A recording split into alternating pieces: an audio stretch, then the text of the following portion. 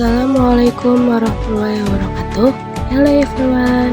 Pada kali ini saya akan menjelaskan tentang yaitu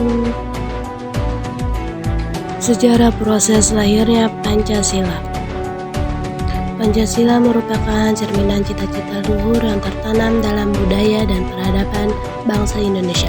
Bukan sekedar daftar frasa, Pancasila memegang peranan penting dalam kehidupan berbangsa dan bernegara sebagai landasan negara. Warisan agung bangsa Indonesia yang dikenal sebagai Pancasila perlu dilestarikan dan dipraktikkan dalam kehidupan sehari-hari. Melalui pemahaman dan penerapan cita-cita Pancasila, kita dapat membangun bangsa yang maju, berkeadilan, dan sejahtera. Latar belakang sejarah. Para pendiri bangsa terutama termotivasi untuk mempertimbangkan pembentukan negara berdasarkan kondisi yang keras dan tidak adil yang berlaku di Indonesia selama era kolonial. Setelah pertimbangan yang cermat, Pancasila dipandang sebagai pilihan terbaik untuk menciptakan negara yang otonom, bersatu, berdaulat, adil, dan sukses bagi Indonesia. Tujuan utama lembaga yang didirikan oleh pemerintah Jepang pada tanggal 29 April 1945 ini adalah untuk mempersiapkan dan melakukan penyelidikan yang berkaitan dengan kemerdekaan Indonesia.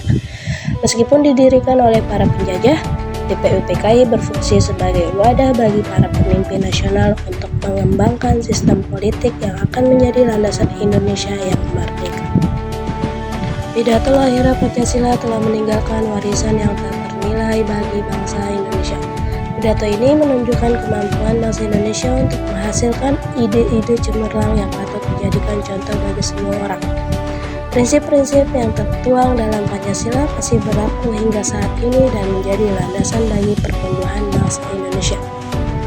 5 Sila Pancasila.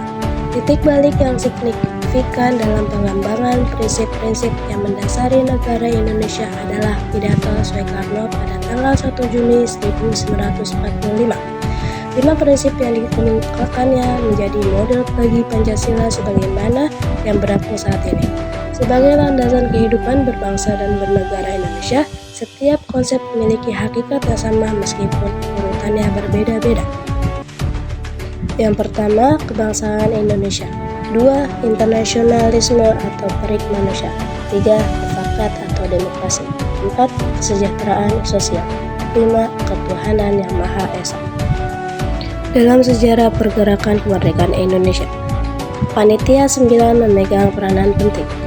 Berkat kerja keras dan pemikiran yang cermat dari para anggotanya, lahirlah Piagam Jakarta yang menjadi dasar kemerdekaan Indonesia.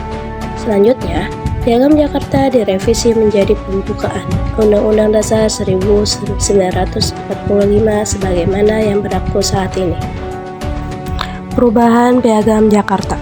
Perubahan rumusan sila pertama Piagam Jakarta menjadi ketuhanan yang Maha Esa merupakan keputusan yang sangat bijaksana. Keputusan ini menunjukkan bahwa para pendiri bangsa memiliki visi yang jauh ke depan untuk membangun negara yang bersatu, berdaulat, adil, dan makmur. Nilai-nilai toleransi dan keberagaman yang terkandung dalam sila pertama ini merupakan modal sosial yang sangat berharga bagi bangsa Indonesia. Pengesahan Pancasila. Setelah melalui proses konseptualisasi yang panjang yang melibatkan beberapa pemangku kepentingan, Pancasila akhirnya disetujui dengan dasar negara Indonesia. Sehari setelah proklamasi kemerdekaan Indonesia, tepatnya pada tanggal 18 Agustus 1945, PPKI melakukan pengesahan tersebut. Dukungan PPKI terhadap Pancasila menandai perubahan sejarah yang sangat penting bagi rakyat Indonesia. Sebagai landasan negara, Pancasila telah menunjukkan kemampuannya untuk menyatukan penduduk Indonesia yang beragam dan bertindak sebagai cetak biru untuk membangun negara yang makmur dan kontemporer. Sidang PPKI. PPKI merupakan organisasi penting yang memegang peran besar dalam sejarah kemerdekaan Indonesia. PPKI dibentuk pada tanggal 7 Agustus 1945. PPKI bertugas melanjutkan kerja Badan Penyelidik Usaha Persiapan Kemerdekaan Indonesia atau Dokuritsu Junbi Kosakai. Panitia ini memiliki misi utama untuk mempersiapkan proklamasi kemerdekaan, memindahkan kekuasaan, serta membentuk Undang-Undang Dasar dan Tata Kenegaraan Republik Indonesia Insinyur Soekarno ditunjuk sebagai Ketua PKI dengan Muhammad Hatta sebagai wakilnya, serta Mr. Ahmad Subarjo sebagai penasihat.